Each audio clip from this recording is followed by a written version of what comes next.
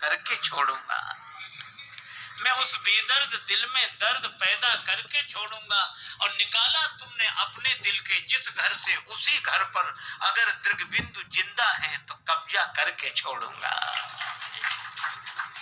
ये भाव का संबंध है।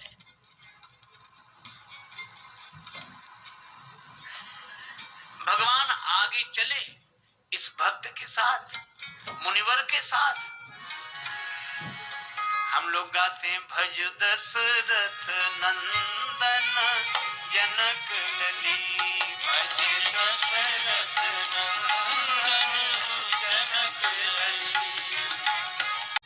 झाड़ फूंक में मंत्रों से याद था, मरीजों की सेवा करना काम था। कोई ना कोई झाड़ फूंक कराने के लिए आ जाता, उसे कहते बैठो, और नीम के पत्तों का झोंका लेकर झाड़ना शुरू करता। यही नियम था।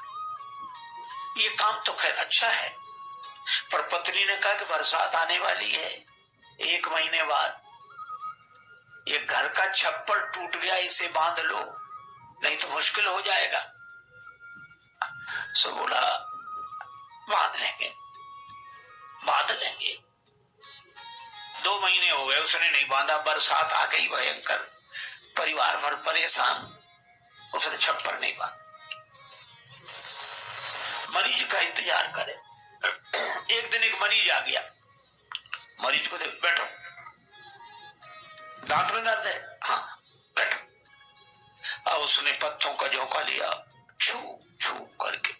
उसकी पत्नी ने सुना कि मंत्र बोलता क्या है। सो मालूम मंत्र क्या बोलता था?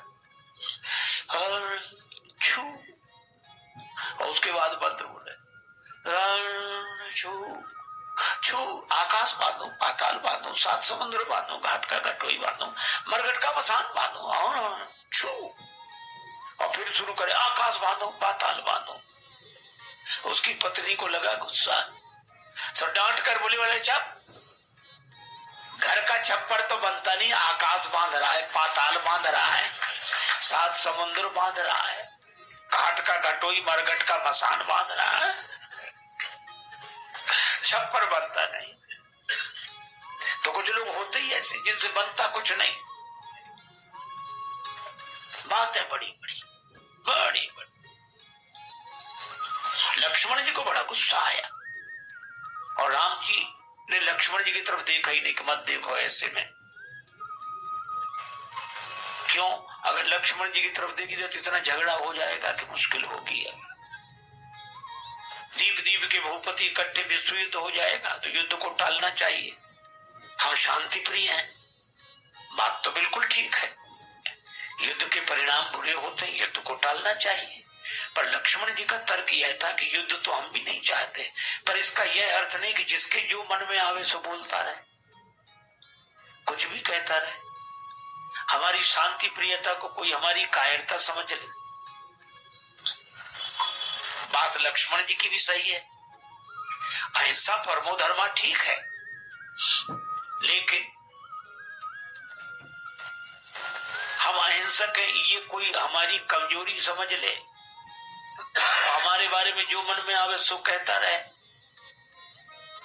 लक्ष्मण जी का तर्क यह था, और बात भी सही। एक महात्मा जा रहे थे घूमते हुए, दोपहर का समय, गर्मी बहुत, सो एक गांव से सड़क से जा रहे थे, बगल में बगीचा, बगीचे में वटवृक्ष, बड़ा अच्छा वटवृक्ष लगा, इसकी छाया में विश्राम करेंगे। जाने लगे, एक गांव ने कहा कि बाबा, ग्रामीण ने कहा कि बाबा उधर मत जाना, उधर मत जाना, उधर मत जाना। क्यों? बोले उस बगिया में बड़ा भयंकर सांप रहता है, बहुतों को काट चुका, बहुत क्रोधी है, सांप बहुत खराब है, मत जाओ मत जाओ। और महात्मा ही ठहरे। महात्मा ने कहा कि चलो उसको भी समझाएंगे। महात्मा का काम ही समझाना, और महात्मा भी दीवाने, सांप को भी समझाने चले गए। और सांप दौड़ा उधर से बड़ा क्रोध करके, और जो दौड़ा सो महात्मा बोले, अरे रहने दे, पता नहीं किस बाप से तो ये शरीर मिला, अभी भी क्रोध कर रहा, मत कर क्रोध। और सांप समझ गया, महात्मा ने समझाया, कहानी कहती सांप समझ गया। एक सज्जन हमसे तर्क करते बोले सांप समझ गया। सांप क्या आप ये कहानी कहते, झूठी कहानी, सांप समझ गया, सांप समझ गया। कैसे समझ गया सांप? अरे महात्मा के कहने से सांप समझ गया। हमने कहा वो इसलिए समझ गया क्योंकि वो आदमी नहीं था। महात्मा समझाए तो सांप भी समझ जाते हैं, आदमी का समझना मुश्किल है। महात्मा बोले अब किसी को मत काटना। सांप ने भी मौन स्वीकृति दी। क्या हम वैष्णव हो गए, अब नहीं काटे।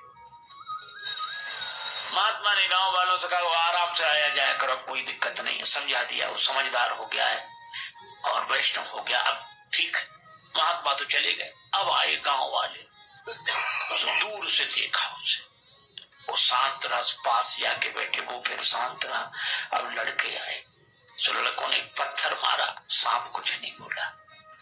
तो दूसरे ने उसके फन पे लात रख दी। सांप तो शिष्य बन गया था। तो एक ने पूंछ पकड़ी ऐसी, और लंबा सांप सो पेड़ की डाली में रस्सी की तरह डालने और झूला झूले। और गांव वाले वहीं तमाशा देखे, लड़के झूल रहे, झूलते झूलते थक जाए, फिर भोजन करने घर चले जाए, फिर झूले। 5 दिन में ही सांप की वो दुर्दशा हो गई, मरणासन्न हो गया, रक्त जगह जगह। गुरुजी लौटे, चेला चेला चेला। अब चेले का हो, कोई आवाज ही ना आवे। क्या हुआ भाई? गए चेला, अब आवाज तो पता ही ना लगे। सो देखा बिल्कुल जर्जर अवस्था, मरणासन्न पड़ा, मरने की स्थिति। गुरुजी ने कहा कि बेटा तेरी यह दुर्दशा किस कुसंग से हुई है? सांप बोला गुरुजी कुसंग से नहीं, सत्संग से हुई है। आपने कहा था अहिंसा परमो धर्म। गुरुजी बोले तूने मेरे प्रवचन का सार ही नहीं समझा। मैंने ये कहा था कि दूसरे को मत सताना, लेकिन हमने काटने के लिए मना किया था कि फुफकारने के लिए भी। बोले ये हम नहीं समझे। बोले फुफकारना जरूरी है।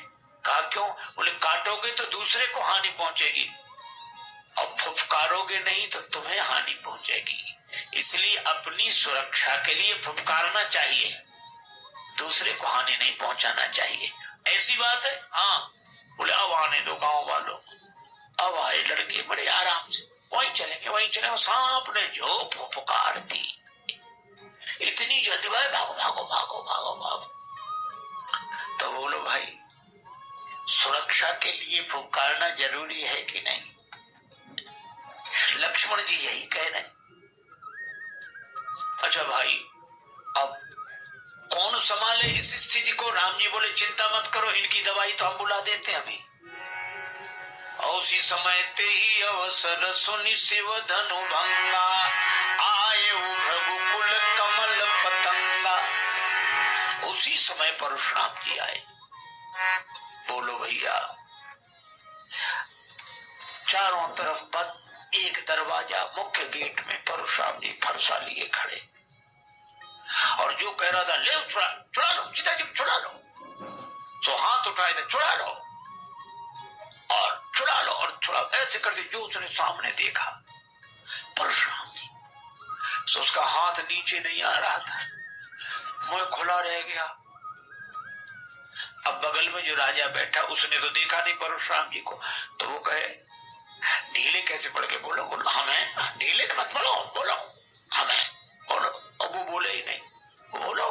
तो उसने देखा इधर का, जो उसने देखा बोलो चुप। अब कोई कुछ ना बोले।